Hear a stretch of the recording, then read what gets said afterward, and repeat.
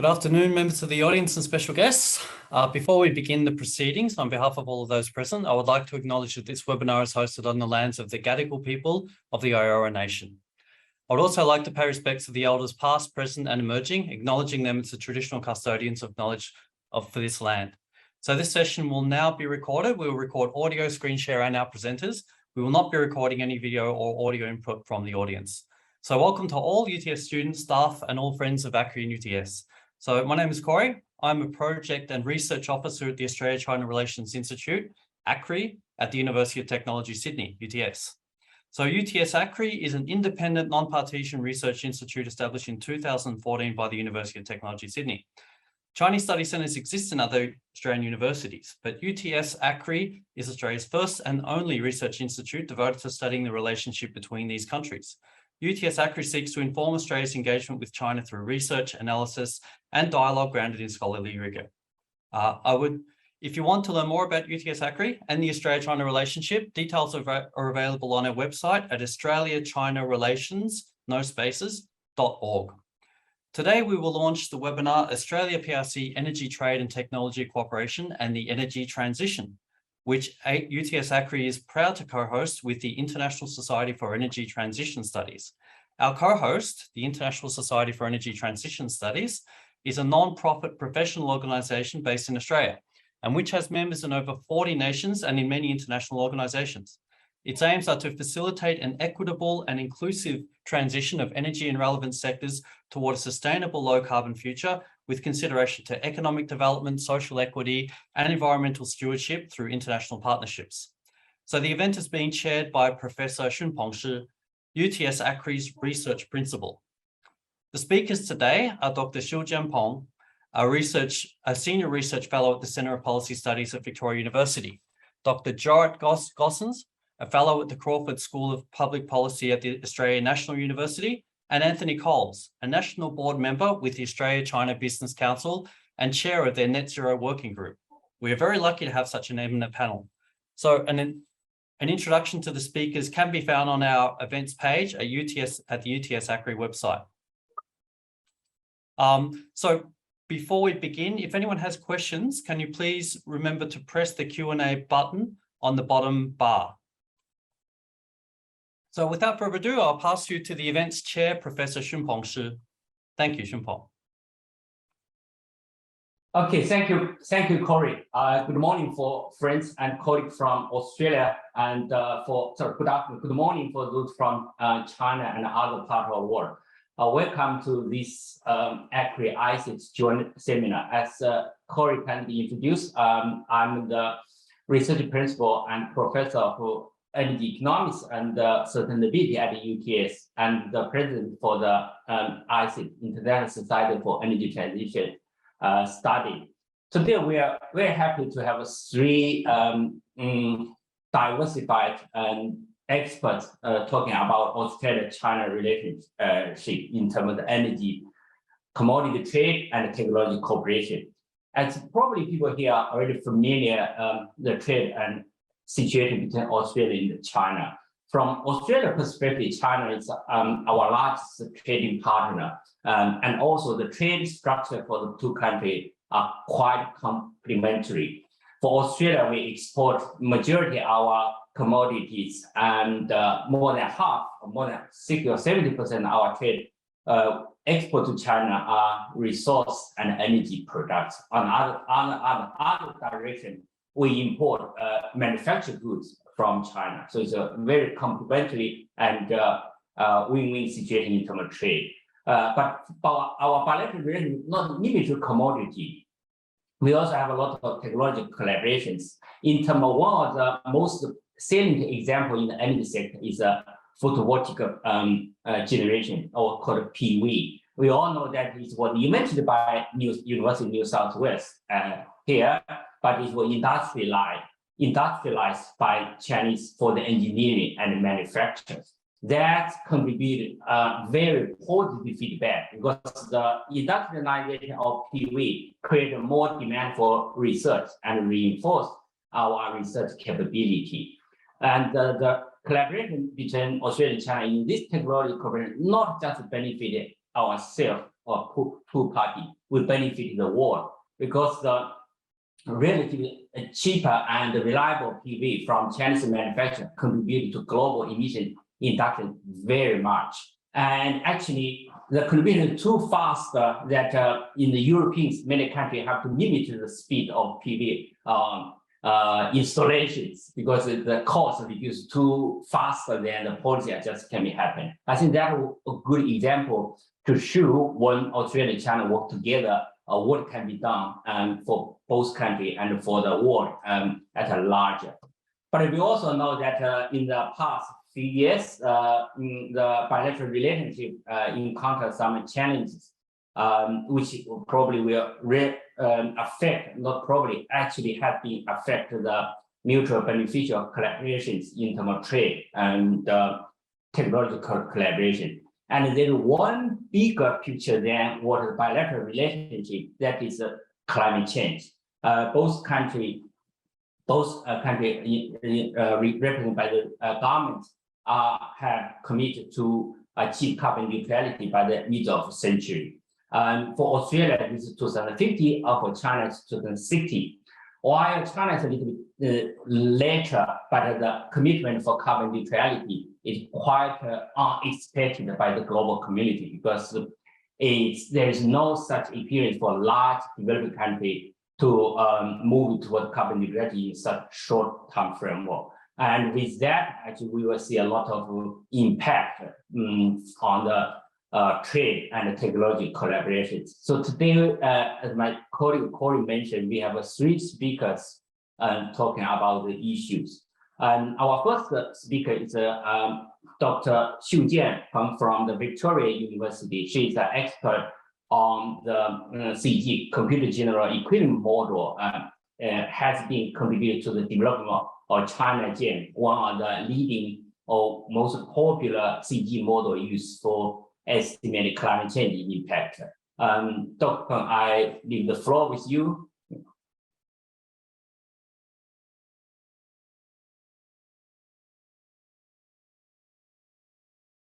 Yeah, on mute. Yeah, thank you. I will just share my screen. Sorry.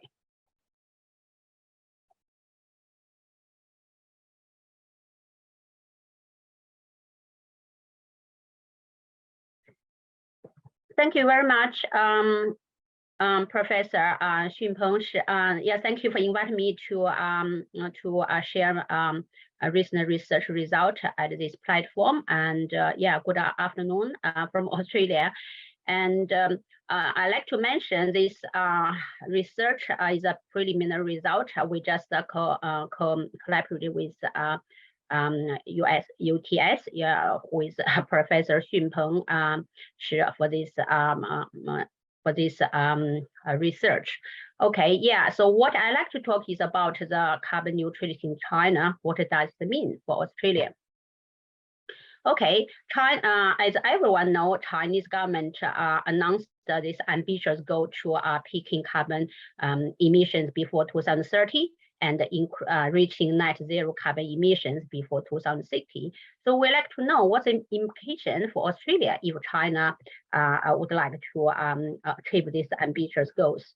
So the research approach, in this research, we use the CG modeling by linking 2 CG models. One is the Chan-Jamie model. So this is a newly developed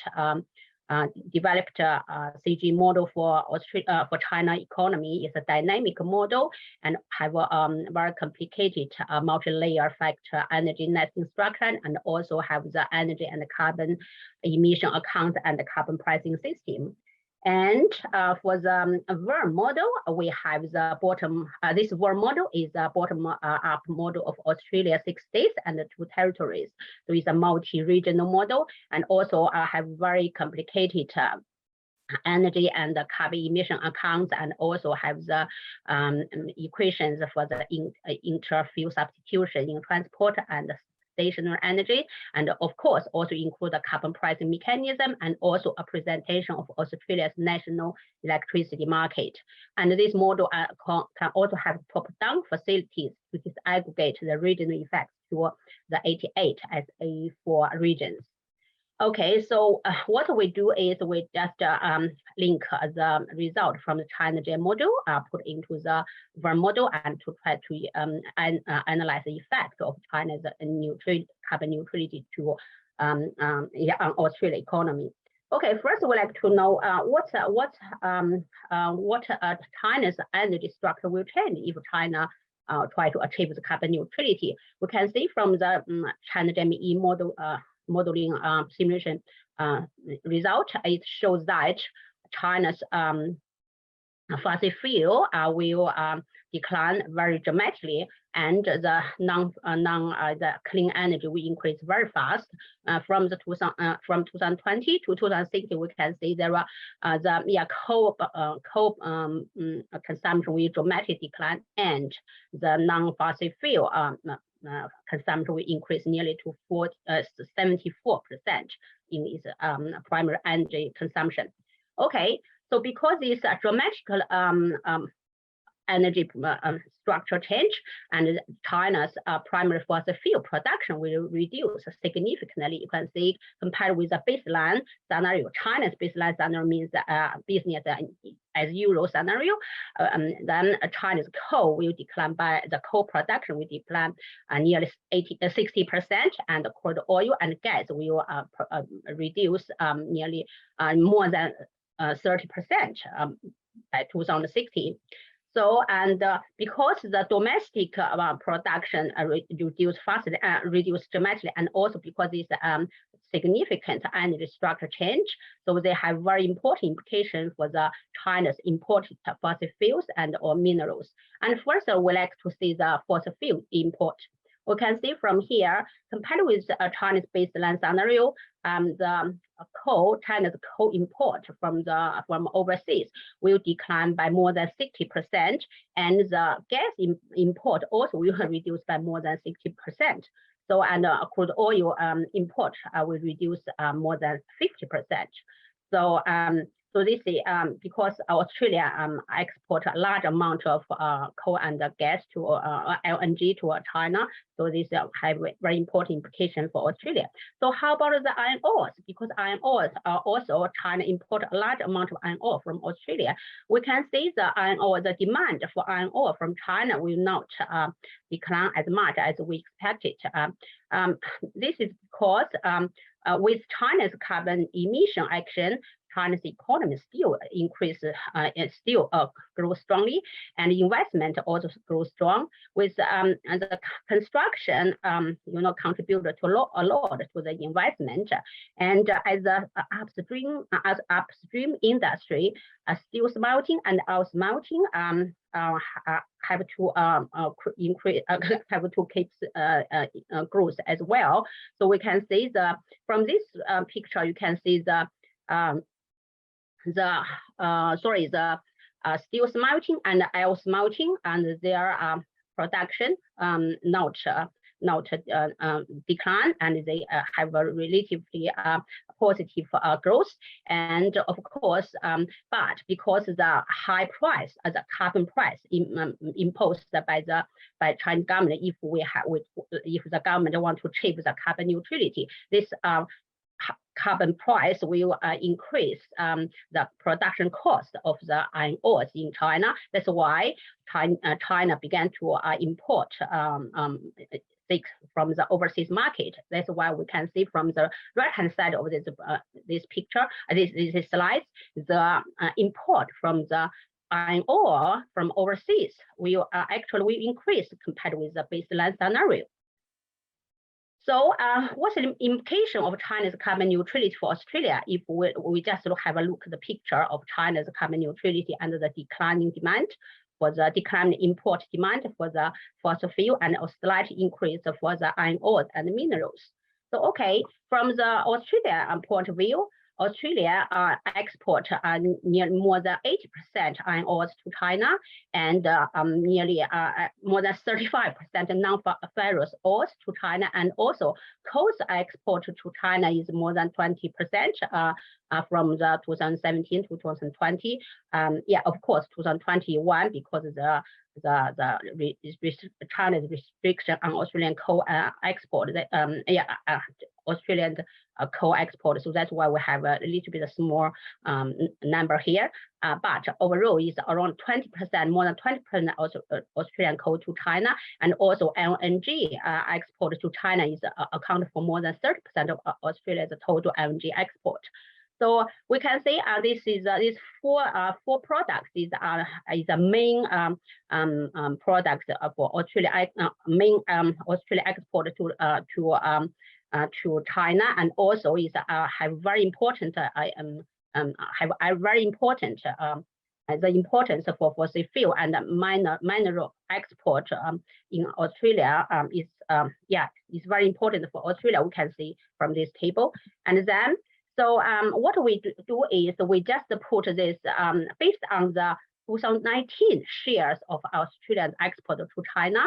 We just use the China GME result and assimilate what's the implication if China's import for these four products from Australia decline, what's the implication? So this is the result. The result shows that with China's carbon neutrality, the coal export from Australia will decline compared with the baseline scenario. This baseline is Australia's carbon neutrality scenario, but without consider China's carbon neutrality action. So we can see the coal export from China will the coal import from China, coal import from China will reduce Australia's coal export, and also the declining import demand from LNG from Australia also reduce Australians LNG export significantly. This is the right hand picture showing you the LNG export compared to these two scenarios. And also, if we look at the cumulative deviation from the baseline scenario, we can see that by the 2050, Australians fossil fuel export will decline by 18% for coal and LNG. 18% for LNG and 16% for coal. So, and also, but for the non-ferrous ores and also for iron ores, they have a slight increase. This is a very minor increase for the Australian export of iron ore and the non-ferrous fossil fuels. And also, what's the implication of this for export for products export decline to China? That we see this is a effect on the national GDP and other macro variables. They are very mild. So for the real GDP, the effect of China's carbon neutrality for Australia and the real national GDP is only minus 0.13%. Is very, very mild. We can just ignore. It's negligible. And this is because why the GDP decline? Because this is because we have the real capital will decline, come from the declining term of trade, because China's demand decline from the Australia exports from Australia's coal and LNG and will reduce Australian terms trade, which will decrease Australian capital increase. That's why we have this slight decline of real GDP.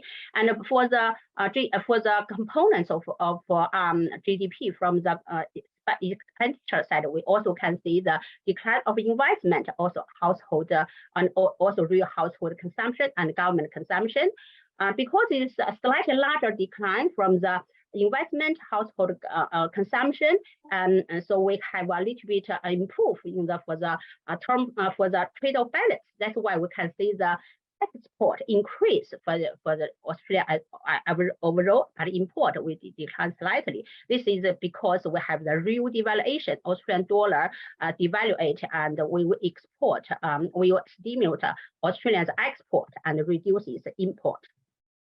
Okay, so for the industry, for the effect on Australian industry, this is a mixed story. You can see from here that of course, the LNG and coal export will decline, But because we have this real devaluation, Australian real devaluation, the export will increase. Because most of the export in China will, most of the products in Australia, the export will increase. This is from left-hand side of picture, we can see the most products we have the increased export compared with the baseline scenario. And also because the decline, the real devaluation, the industries who compete with the import good for the local market also have the chance to expand. We can see from the right-hand side picture, the production of the most industry in Australia also expand, except for the fossil fuel. Yeah, Xiujian, can you actually, one question clarify about why there is a core dip and peaks around 2024, because that clarification, I just want to interrupt. There's a question about the Jason Brown asked what caused the core dips and peaks around 2024, and it should go a few slides back. So and also you need to conclude the presentation. Yeah, I will finish. Yeah. Okay. Sorry. That's a very good question. So because why we have this with the lines not very smooth, because the result, the shock we gave to this model is come from the China's carbon neutrality simulation, and then the China carbon neutrality this path is also we have at the beginning we have very slow carbon emission reduction, but in the middle we have accelerated emission carbon emission reduction. That's why we have this. Sometimes we have this deep. Then we have the slowdown and we have flat. So we actually put the result every year change into the Australian model. That's why we can see this shift. Okay, so there's a final slides. Okay, the final slide, the effect on regions economy. This is the same as the effect on the Australian industry. It's a mixed story because in the Australian region, they also have the different industry compensation for example, for the Queensland, also Northern Territory, Queensland have a large coal representation. That's why if the coal export decline, we can see the negative effect on Australia for the Queensland economy. And for the Northern Territory, they have a large representation of LNG and also LNG manufacturing. That's why we can see the negative effect on the Northern Territory. For the WA, for the Western Australia, we also can see this the effect very mild because they, even though the WA have this LNG and the gas export, but they also have the iron ore export. But iron ore export actually increased this year. That's why the WA, the effect on WA is very mild. Okay, so this is my presentation. Because it was small, we have a lot of result, but because a short period, short time, I just highlight the key message. Yeah, that's all from me. Thank you. Okay, thank you, Xiujian, for the very last presentation to provide a foundation or the overall discussion the picture. We will publish ACRI output in probably 1 month's time. So if I'm interested, we will be seeing more detail. And our next speaker is Jorrit. He has been working intensively on China's coal industry policy, but develop a very detailed model. And today he will explain how China's coal policy will affect Australia. Yeah, Jorrit. Yes, so I will just share my presentation. Okay, so there we go.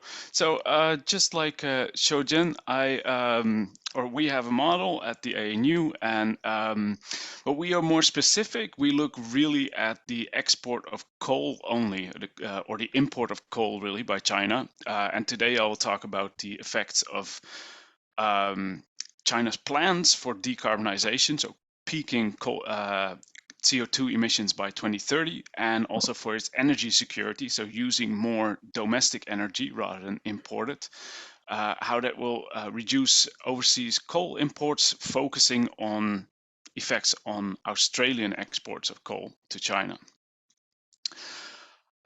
So just to set the stage, China is really the biggest destination for Australian coal. Roughly a quarter of all of Australia's thermal and coking coal goes to China. Thermal coal is for power generation, coking coal is for steel making.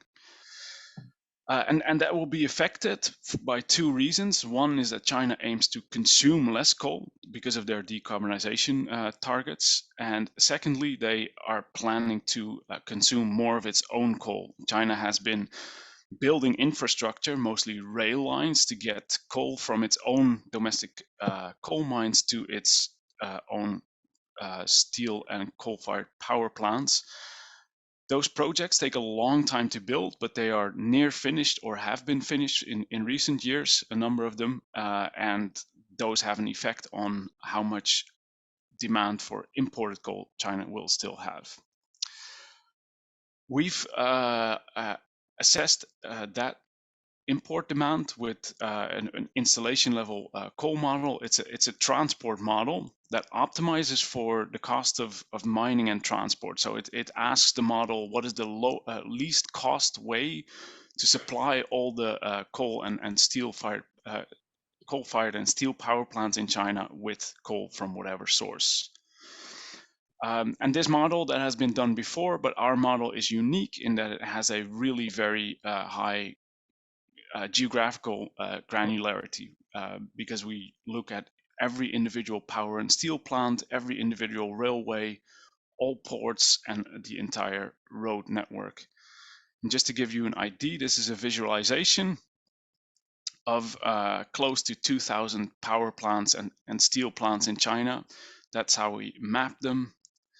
And then the transport network, the rails. So again, there's going to be a set of mines as well, and we ask the model, how can we get the coal from those mines over those railways to all those power plants, and what is the cheapest way?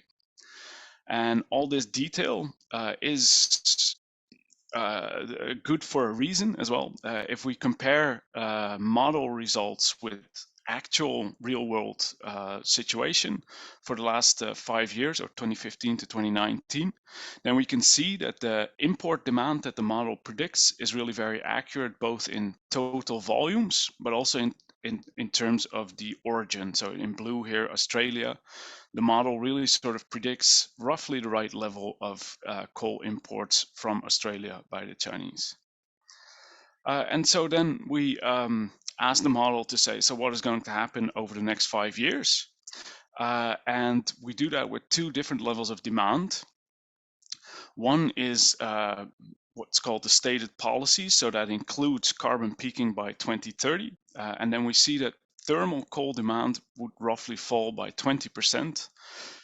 If China chooses to decarbonize very rapidly, something that would be more in line with the Paris Agreement, then we think that coal import demand even falls by 40%. And important to note, this is import, so we don't predict that China's consumption will fall by 20 or 40%. Their consumption will come down very slightly, maybe. But that very slight change in total demand will still have a very large impact on imports.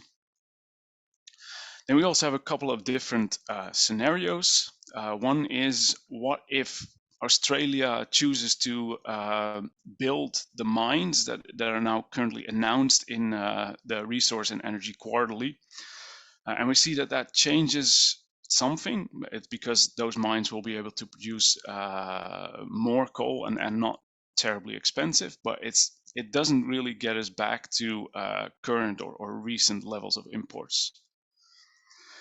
We've also asked the model, but we don't really know where China is going to decarbonize fastest. We know that they are trying to get to a peak carbon at a national level by 2030, but we don't really know if that will be mostly responsibility of the coastal provinces or if the inland provinces will decarbonize faster. So we included two different scenarios for that, and we see that has actually very, very little effect compared to the baseline. It's sort of total import levels will remain the same. The big one is the infrastructure. That is really what makes all the difference. We say, like, if China had not invested in all the rail projects that it has over the last couple of years, then by 2025 its imports would probably still be the same. So conclusion, China really invested in those rail lines exactly in order to reduce its coal imports. An important one for those rail projects is a 200 megaton rail line from Inner Mongolia, a big coal mining region here, Ordos, straight down to the south of China. Right now, coal is shipped first to the east, to the Bohai Bay, put on a boat, and then shipped south. That's a much more expensive and lengthy route than doing it directly via rail this way. And that's also exactly what our model predicts. So this is changes in flows of coal between 2019 and 2025. And this is domestic sources. And we see exactly that rail line, roughly 200 megatons that starts to be shipped south. And as a result of that, we see a reduction in imports of coal in the southern provinces. That's for thermal coal, so for power generation. And then the same thing for coking coal. No, wait. As a recap, for thermal coal still. So what are the important things? One is the level of decarbonization, so the ambition for the decarbonization plans. The fact that China invested all that money in infrastructure and that those projects will replace or substitute imports. There's also power plant efficiency will take off a little off of the total demand. What we found was not important was domestic mine expansion, although we haven't really modeled very recent expansions, which have been very big, but that would only lead to bigger drops in imports if they have an effect. And what's not important is where the decarbonization happens, whether that's on the coast or inland. Then the same stuff for coking coal. Again, basically, even in high or low demand scenarios, we see a fairly substantial drop here for 25 and 29% between those levels. And again, it doesn't really matter if Australia builds extra mines. It doesn't really matter whether steel making is moved inland, where air pollution restrictions are less strict, or into ports where it could be more made more efficient because it's big transport hubs. Infrastructure investment, again, was a fairly big one. Specifically, the reason why we see this sort of consistent drop in almost every scenario is the opening up of big coking coal mines in Mongolia. This is the Tavantoigo complex, very big holes in the ground that produce low cost, very high quality coking coal. And it's very close to Hebei in China, and they are being connected with rail projects, direct rail projects. And again, so our model shows that yes, over the next 5 years, those imports will very much increase, and that will come at the cost of imports from Australia. So there too, what are the key factors? Basically, steel output, scrap use, so reducing the total demand, and Mongolian mine expansion and infrastructure. Not so important is domestic mine expansion or the shift towards inland provinces or not. And then just a bit of a reflection on recent news. Rumors that China would be desperate for Australian coal again, and that is the reason why they are lifting the import ban. That's couldn't be further from the truth if you ask me. Just to give you an idea, so total imports of thermal coal, 200 megatons roughly, and about 70 megatons of coking coal in a normal year. Over the last half year, China has produced or has been seeing a fall in coal-fired power production, about 3.5%, which translates to about 40 megatons of coal demand reduction. For steel production is down roughly equivalent to 30 megatons of coal. But domestic coal production is up by 240 megatons. So they're producing fantastic amounts of coal, roughly similar to what they would usually import, even when they are consuming a whole lot less. So they are building massive stockpiles of coal and will very unlikely need more of ours. I've got a picture that'll be shared. I will end it there, but basically what we see is fairly substantial reductions in coal imports, Because of China's decarbonization goals, demand will fall very slightly, but that will mean a big impact on imports. And because of all this infrastructure investment, it's really quite cheap for China to keep Australian exports out. And lastly, I think that the recent lifting of the coal ban is not so much because they are desperate for our coal, but because they don't need the coal anymore anyway. So it's a very cheap sort of offer of peace to give. And I'll end it there, and over to you. Yeah, thank you, Jorrit. I noticed in the chat we have several questions, but I will leave most questions after the third presenters for the Q&A session. But one clarification I think I want to directly mention now. Our colleague Colin Horst mentioned, is it realistic to assume China's coal consumption will really decline in the next 2 decades, because currently it's still increase? So this is more like a direct clarification. Yeah. It's not increasing. China's coal consumption has been fairly flat for the past decade, roughly. There's been a slight uptick in the last 1 or 2 years, but coal consumption is still roughly at the same level as it was in 2012, 2013. And pretty much every scenario from the IA, BP, whatever, they all predict that even in the sort of high growth scenarios, so high economic growth scenarios, Chinese coal consumption would remain fairly flat throughout 2030, actually. Okay, yeah. Whether that's realistic, yeah, I think so. Yeah. But thank you for the quick clarification. I'm not asking question, we will leave for the Q&A. And now we move to our third and last speaker, but not least, Anthony. He probably will more provide a business perspective on the trade and technology cooperation. Anthony, yeah, thank you.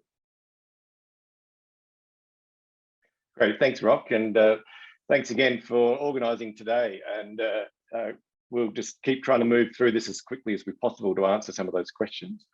I did want to provide a bit of a perspective. My perspective is very much from a commercial point of view. I'm not academic, and the Australia-China Business Council has been really focusing on the commercial opportunities for Australia around more collaboration with China. My perspective again is from working in the renewable energy sector for over 15 years, and those dots aren't outbreaks, they are where I've been doing business. Most of my experience came from actually working in an organisation that was a domestic manufacturer of clean tech, solar pumps and solar hot water systems, and learned pretty hard the learnings of China's scaling up. We were also an importer and distributor of solar PV inverters and solar equipment, and also had an EPC business. So that led me to head up to China and set up a company back in 2015, and been focusing my day job in the clean tech VC area. As a national board member with the Australia-China Business Council, obviously the current geopolitical climate and our disengagement from China has been a concern for us. And so what we did as a board is develop a strategy around how to re-engage with our members and also to assist Australia in its re-engagement with China. And the Green Channel program that's led through the Net Zero that I'm chair of is the program that I'm going to share today. And these are some of the drivers for why that came about. I think most people are acknowledging now that the science is in, but what most people, I think the recent election highlighted is that we need to act faster. There's a real recognition that we've been dragging our chain on this for a while. But also what's not pretty well known is the scale of the transformation, particularly from some of those figures that were shared there by the previous speakers. So what we've done is tried to look at what identify the opportunities for Australian business within this green economy, and also, as I mentioned, look at re-engagement. What I've observed particularly is that there's a knowledge gap in Australia. Because of that disengagement, we're not, like today's event it's a classic example of what's needed more, but I don't see too many analysts from the super funds that are investing in these companies in Australia taking on this knowledge at the moment. The other key challenge for Australia is this little tricky slide, which is highlighting our economic complexity. And Australia really needs to look in the mirror and work out where it's heading. And this is part of the conversation that we're wanting to have. It's a multi-year, multi-sector discussion, but it's something that we feel that we should be looking at ways of reducing the gap and looking at what Australia's economy will be in the future. The other key challenge that has to be recognised is that there's projections for population growth. And so business as usual is just not possible. We are going to have more people, more energy demands, more food demands, more water demands, and all of those things mean that we have to actually double down on our efforts to transform our economy to be more sustainable. And this is something that we're seeing that is being addressed in China more aggressively than it is here.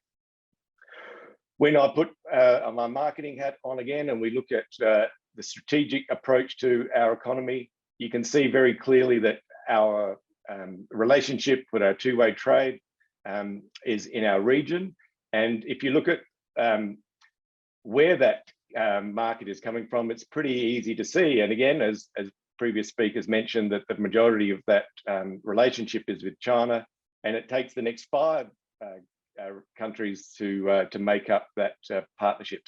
So what we're trying to do is to respect and recognize that, yes, diversify, that's just a strategic risk management issue, but we should not be ignoring or disengaging from our relationship with China. And we also need to highlight our place in the world is that all of these other companies ahead of us on this ranking of total trade relationships are all maintaining their dialogue with China. A key reference point in some of the research we've been doing is the EV market. And a lot of people are focusing on small responses in discounts to incentives to buy a car. But what we're trying to do is look at, particularly in the context of today's discussion, is what is our relationship with China around trade and energy? And when you look at what's happened with EVs and where that market is going, Australia has an opportunity still to participate in this.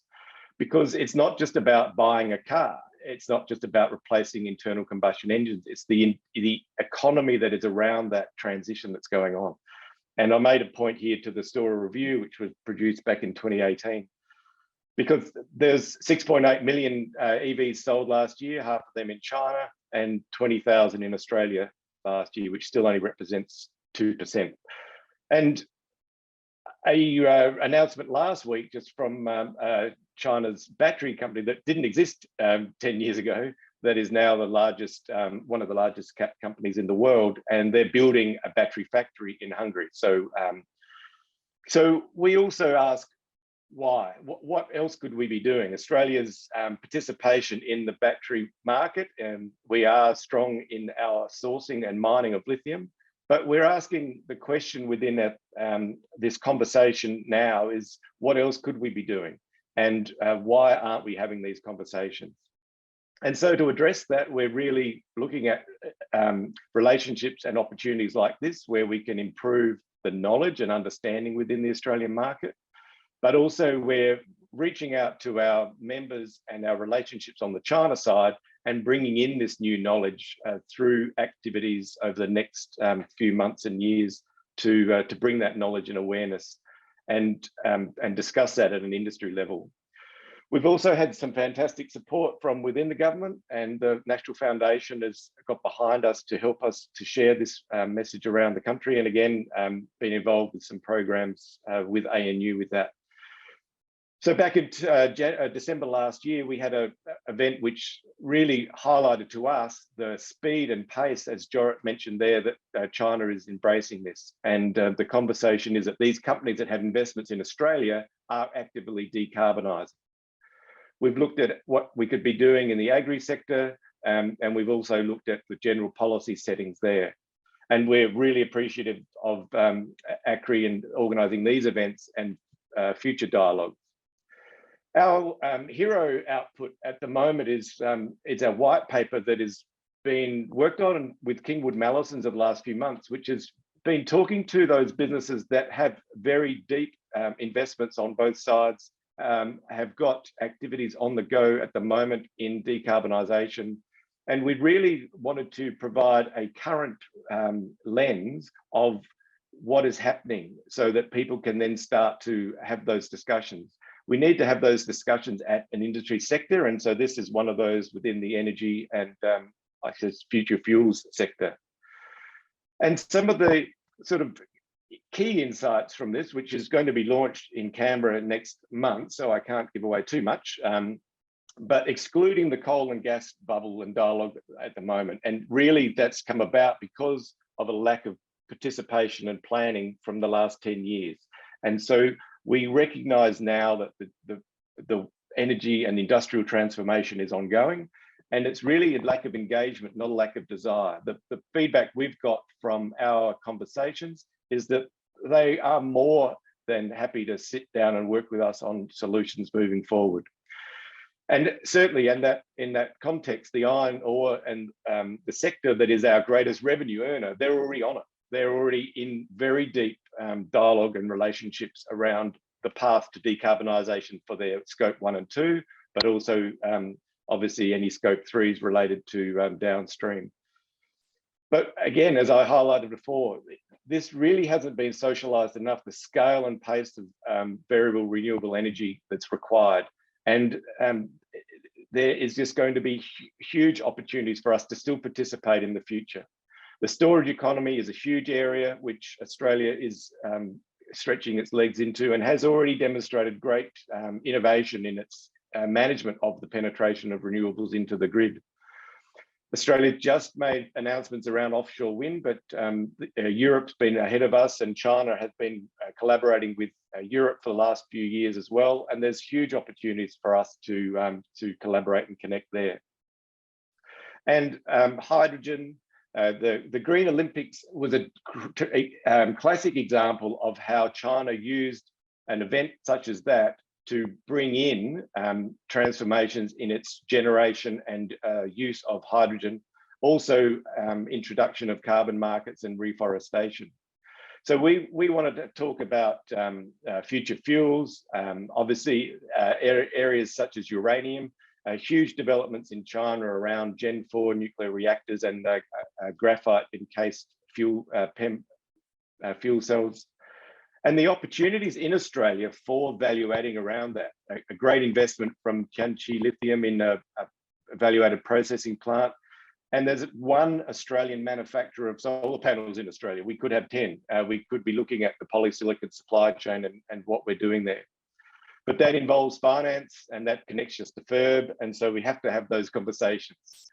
And in conjunction with looking at finance, there's a whole development in ESG reporting, blockchain, and a number of initiatives that Australia is actually quite involved with already. Huge opportunities for us in carbon markets. And the reason we're sharing all these is because this is the trade that we need to look at if we're going to improve our economic complexity and the opportunity for Australia to play a leadership role in the region. So I highlight this slide just because energy is not just, there's a lot of feedback we're getting from the view of hydrogen replacing our coal and gas exports, and we have to start changing the way Australia looks at its economy, because there's a lot of opportunities for us in the path forward. And I propose a little asterisk there for anyone noting this is a personal view, not a organizational view, but you know, China has changed, and there is a massive transformation going on in the industry there, and business as usual is not sustainable. And we need to acknowledge the scale and the opportunity that comes from that, and the opportunities for Australia in being participating in that. And hopefully the skies will open up soon, and we will be able to have the people exchanges. And we need to be focused, and we feel that we need to have these discussions at an industry level, at a sector focus, so that we can be prepared and efficient, because the time is running out. And most importantly, this is a pathway for us to maintain our relationships and to keep things on the right track. So thank you again, Rob, for organising today, and happy to share any other insights or answer some questions. Yes, thank you, Anthony, for the perspective, from academic side, we don't hear very much. And we have 10 minutes left. I noticed we still have 7 questions outstanding. I particularly thank to Mr. Brown. I think it should be Mr. Brown. I propose a few questions. I will combine all the questions together to ask our speakers to give their views, whatever they feel comfortable. The overall question I can see the big issue is about the geopolitics. And I'm surprised with Russia come out in the story because China could import more coal and natural gas from Russia. So the question immediately is what that means for our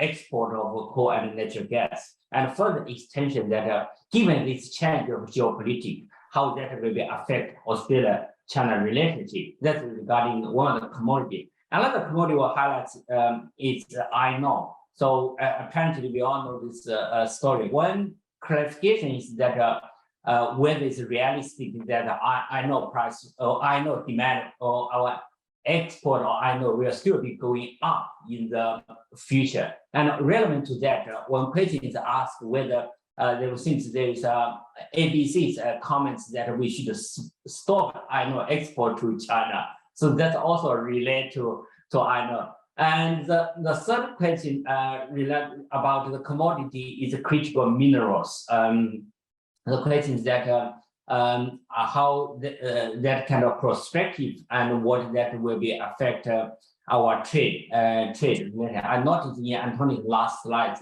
you also show the critical mineral. So overall, I can see that we're talking about geopolitical Russia and also the commodity, coal, natural gas, and in terms of LNG, iron ore, and the critical mineral. So probably I will start with the same order. So each speaker feel free to give more like a few minutes. Can you go first, Xiujian? Oh, okay. I can go first. I'm just waiting for. Oh, sorry. Yeah, Xiujian, yeah. Oh, sorry. I think maybe your side are frozen a bit. Yeah. Okay. So I think the first question about the China also have been import diverse their import from the import for LNG and coal from other markets, not only rely on Australia. So what impact for Australia for this change? So I think now currently our research now use only the China and the Australia model. Now we also develop a global model and a global energy model, and we also consider the global carbon decarbonization effort. And also in this model, we're thinking if the globally every country committed to the carbon emission reduction, and particular the declining demand for the LNG and also coal. So what's the effect for Australia? So is this, in that case, we will consider if China decline its demand for LNG and coal, and also diverse its import from other countries, what's the effect of Australia? So our coming global model analysis will answer this question. So the second question is about the iron ore. I think as Professor Xunpeng just mentioned, iron ore exported to China account for 80% of Australians export. So it will be a very heavily hit Australian economy if Australia bans iron ore export to China. Of course, from China's side, and its economy also will affect hugely, because China also heavily rely on Australian iron ore import. Even though they're quite diverse, it's import from other countries, but so far China still rely heavily on Australian iron ore. But also I like to mention, in our model current simulation, we do not consider the green steel.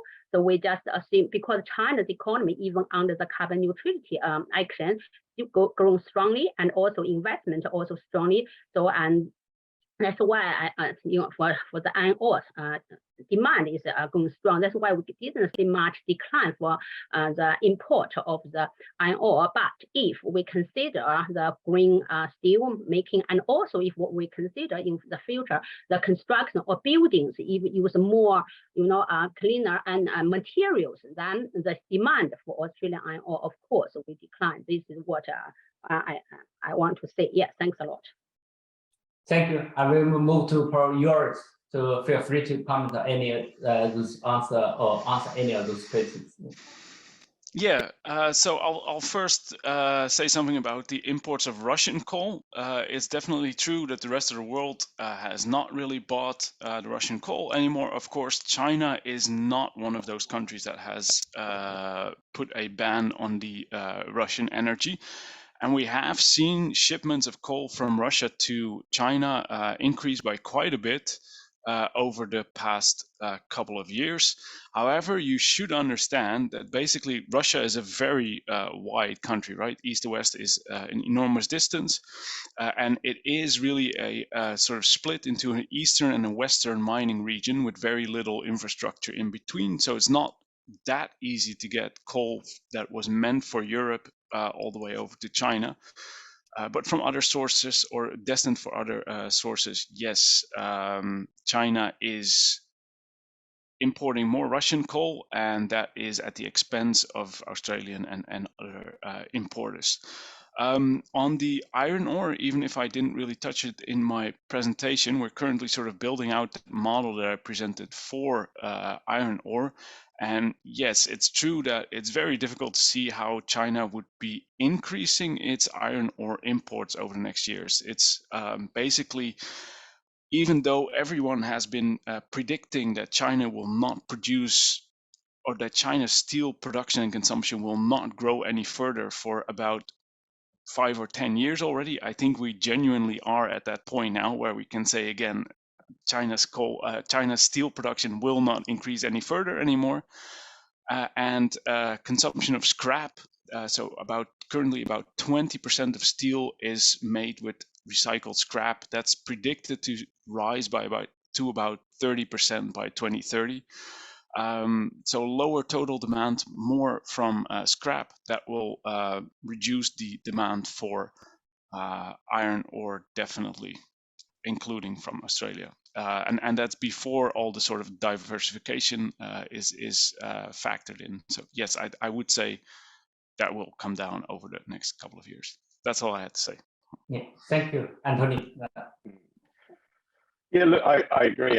And from Xiujian's charts, you can see the downward trend for fossil exports. So that's just it's evidence-based and it's logic. And yes, we're having a blip bubble at the moment, but as I mentioned, it's just because of a lack of planning, because we haven't really all stood inside the embers of a bushfire. And we are at the moment of industrial transformation. Also from Jorrit's charts, you can see, China is going to do more for Australia's Scope 3 emissions than any decision we make. So we are in the at a transition point for planning about where Australia's prosperity will come from.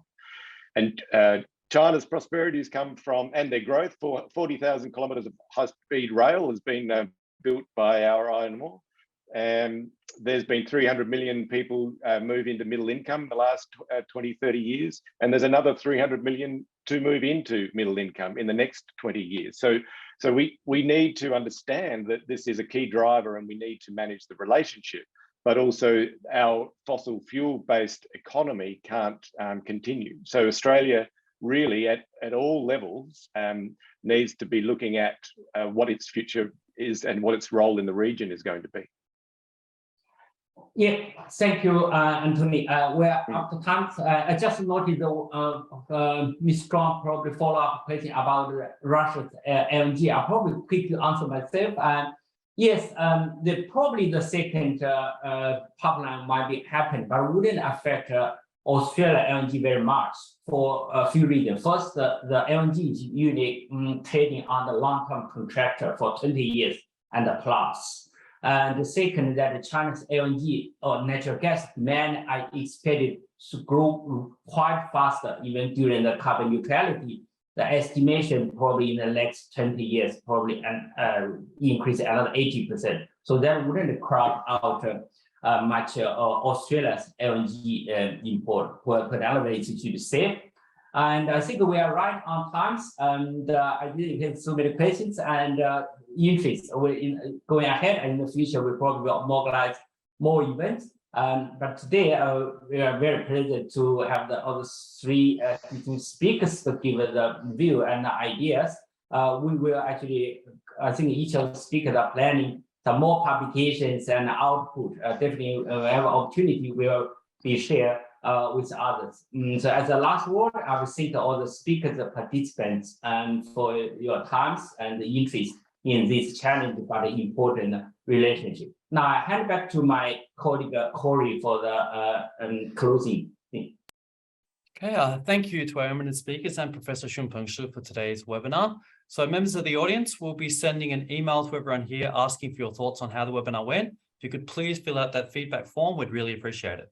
This will help us make future UTS ACRI events a better experience for everyone involved. If you want to know more about the Australia-China relationship and about our research, more details available on our website at australiachinarelations.org, no spaces. The discussion today will also be available there. Please follow us on Twitter for the latest news at ACRI_UTS. Thanks again to all our speakers and to all our attendees. See you next time.